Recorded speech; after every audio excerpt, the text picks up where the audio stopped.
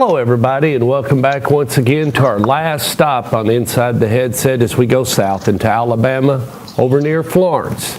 As we talk to the head coach of the Florence Falcons, our good friend, Coach Will Hester. How you doing tonight, Coach? Good, Storch. Saving the best for last, I see. Well, you know what? I'm just glad you agreed to do it and be a part of the wheel that I have on Wednesday night. It's always good to hear about what's going on with you. We get a different perspective. Talk to Coach McDaniel, so we get a little private school flavor. I talked to Coach T-Mac. That's my college roommate. Yeah, and then I talked to Coach Jason Dobbs, so I get a little 1A action in there.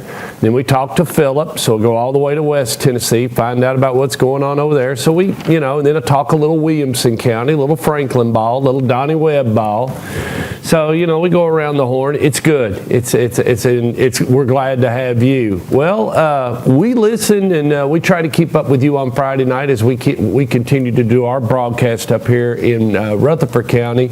And talk to us a little bit about Austin. Lost that one 17-9. Talk to us a little bit about the Falcons.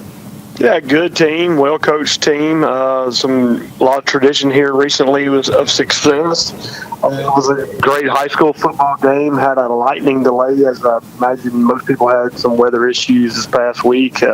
Didn't get to kick off until about 8:30 Central Time, which made for a long night. But our kids played really, really hard. Very proud of our defense. Offensively, we didn't put up the numbers we've been putting up in the previous weeks. Struggled a little bit against their front, but had the ball on the 1-inch line, 3rd and goal, with 40 seconds left, with a chance to score and a 2-point conversion to tie the game up. But unfortunately, we weren't able to punch it in there from the 1-inch line. So it came up a little short, but proud of our kids' effort and proud of the way they played.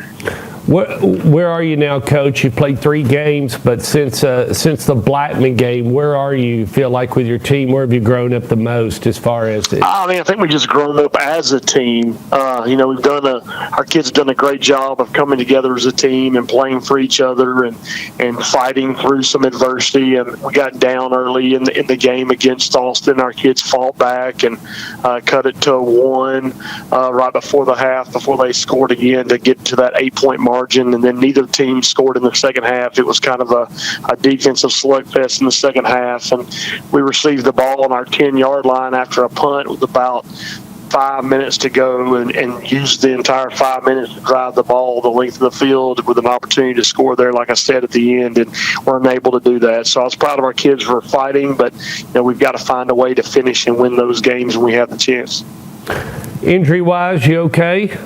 Yeah, we're a little banged up as anybody is. When you start getting to the, after a third of the season basically over with. But, it's mostly bumps and bruises everybody can play with. It's just part of the game, part of being an athlete, dealing with being banged up. But for the most part, we're pretty healthy. Well, the journey continues, and you catch Bob Jones. They come over to your place Friday night to talk about Bob Jones. I know Coach McDaniel played him. Feels like he should have had him. He had him on the ropes and then let him get away. Talk about Bob Jones. I haven't seen that film of Coach McDaniel's game. I would agree with that. Christian Brothers played very well, basically dominated the game, and set some turnovers in the red zone. Probably cost them that night. But Bob Jones, a good football team, has been the region champion in this league, this 7A league that we're in. I think 5 or 6 years in a row now running.